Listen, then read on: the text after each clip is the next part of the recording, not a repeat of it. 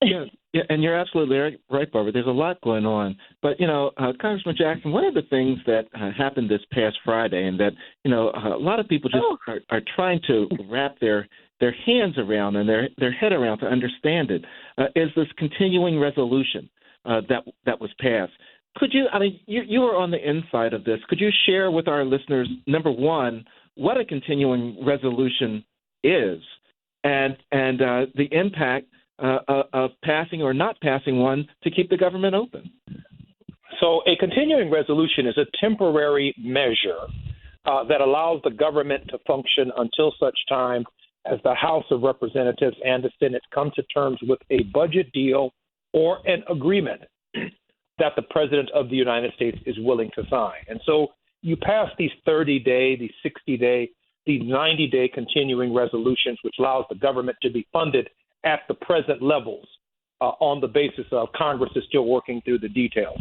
These are particular measures that are not foreign to the process on Capitol Hill. What is unique in this particular case is that Democrats are in the minority in the Congress, and therefore they have no role or minimal role whatsoever in drafting the continuing resolution because the Congress is not functioning in a bipartisan way.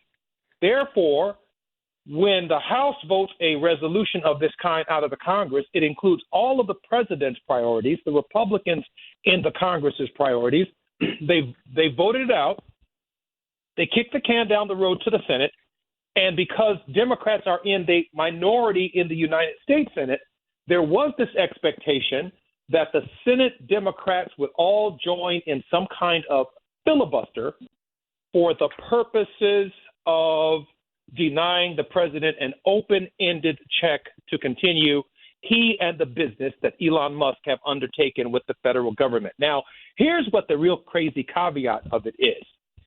10 Democrats voted with the Democratic leader, Chuck Schumer, to support the continuing resolution, which essentially gave the President of the United States an open check to continue undermining the Education Department, dismantling USAID, removing Medgar Evers' name from the Arlington National Cemetery website, to continue all of the business that they have undertaken when the Democrats had the power to what?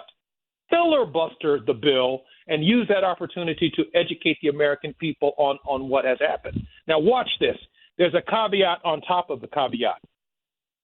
The overwhelming history of the use of the filibuster in the Senate by Democrats was to stop civil rights. Right. The overwhelming use of it to stop civil rights because they didn't want civil rights legislation to pass the Congress of the United States. Now, watch this. To protect civil rights from Donald Trump's onslaught against civil rights, Schumer decided not to use the filibuster. Now, that's really hard to wrap your mind around initially. Democrats have historically used the filibuster, particularly the segregationists, the Dixiecrats, to stop civil rights legislation from passing. Now we have to use the filibuster to keep civil rights from being destroyed.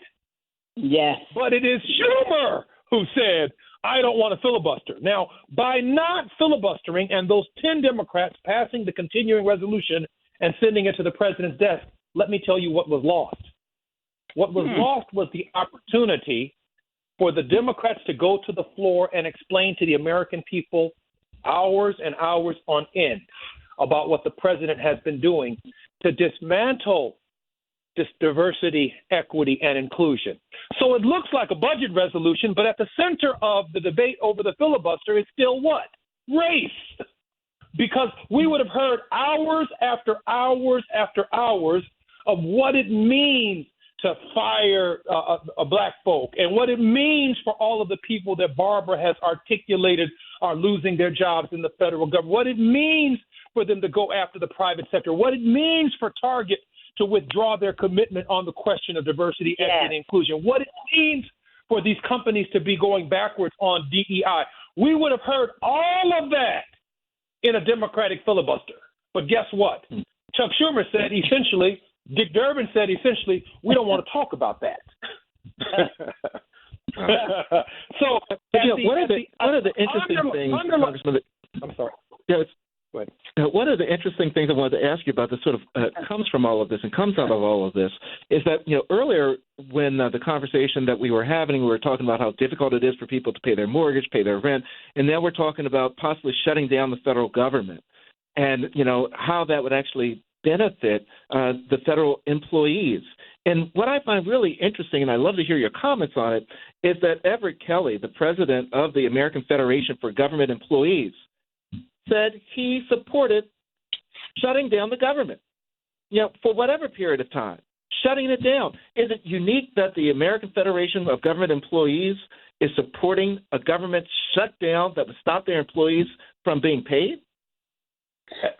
Absolutely. What is unique for my perspective? I just want to make sure we break down what that means. Yes, is that the arguments have been turned on its head because we've never seen a president of the United States and the use of the office for the purposes of dismissing and dismantling federal protections at every level, particularly civil and human rights. So, yes, I would expect the head of a government employee union to say, yes, in this case, shut the government down because it functions under the previous understanding until such time as the government is able to reach an agreement, until they're able to reach an agreement between the parties and get meaningful legislation out, therefore strengthening the bargaining hands of Democrats in the Congress. Yeah, that's what's unusual.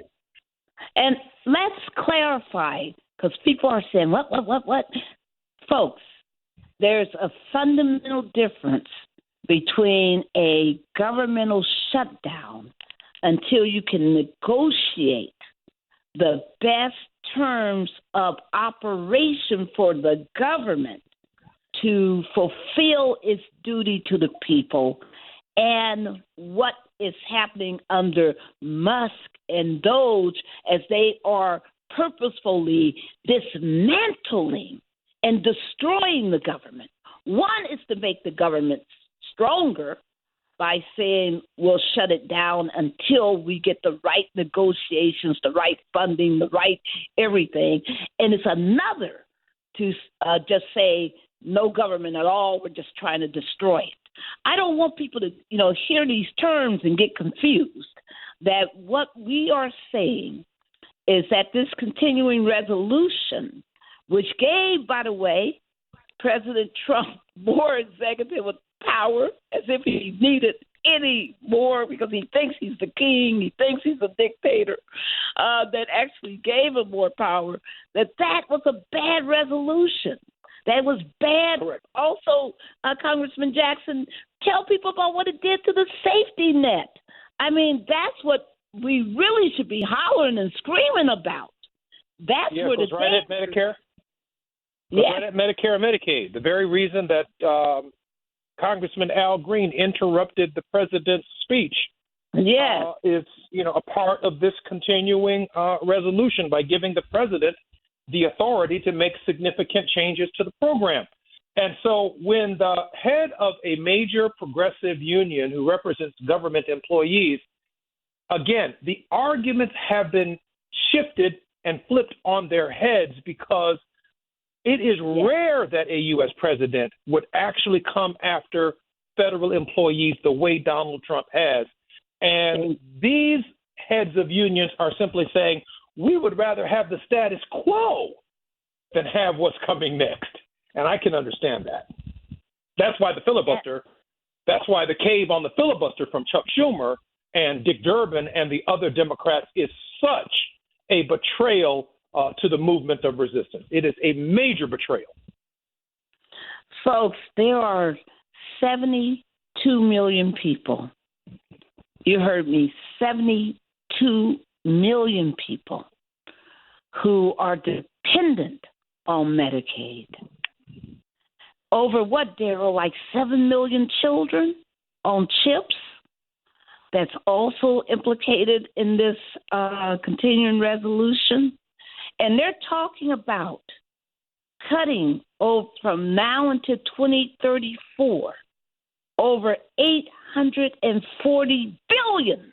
You heard me, the B word. $840 billion out of Medicaid. Do people realize that when you walk the streets and you see women pushing carriages or men pushing baby carriages, when you look at that baby, do you know that 41% of all births in this country are covered by Medicaid? Think about that.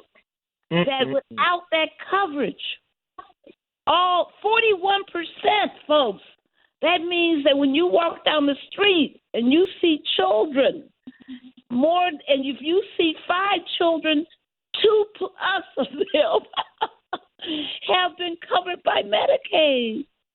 Folks, don't get deceived by what's going on. This is really serious.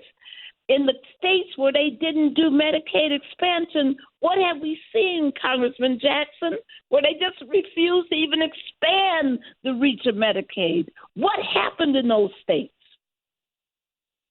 They represent number 49 and 50 on the rankings of states who provide the least amount of health care for any American. In addition to that, those states have slipped beneath third world standards compared to other countries around the world that are definitely in the third world. It is hard to imagine that there are some third world countries that provide more health care and opportunity in terms of care than, for example, the states of Mississippi and the states of Alabama. Hard to imagine, but it's true.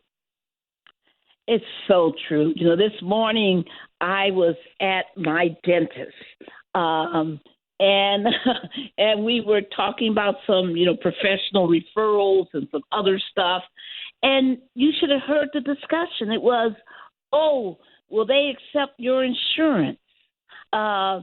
This one only accepts that or this. And I'm listening and thinking about, what about the people on Medicaid who have no insurance? If you take it away, what are they going to do? Who are they going to go to? What kind of health care will they receive?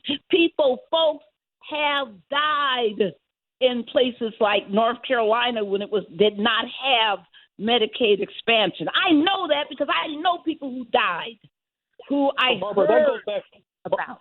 Barbara, that goes back to the central point about why it was important for Charlie Schumer and Dick Durbin to oppose that budget resolution and to organize Democrats in the Congress of the United States to offer a filibuster.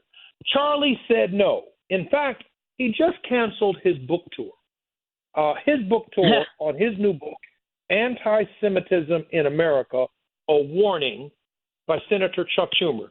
He just canceled his book tour, which he was planning to go around the country talking about the rise of anti-Semitism.